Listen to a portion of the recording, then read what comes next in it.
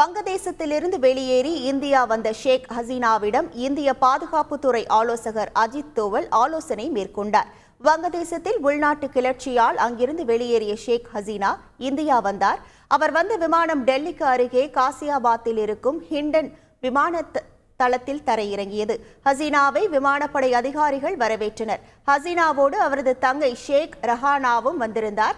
வங்கதேசத்தில் போராட்டம் தீவிரமடைய சாலையில் நிலையை இந்திய அரசிடம் கூறிய ஹசீனா உதவுமாறு கேட்டுக்கொண்டதாகவும் அவரது கோரிக்கையை இந்திய அரசு ஏற்றுக்கொண்டதாகவும் கூறப்படுகிறது.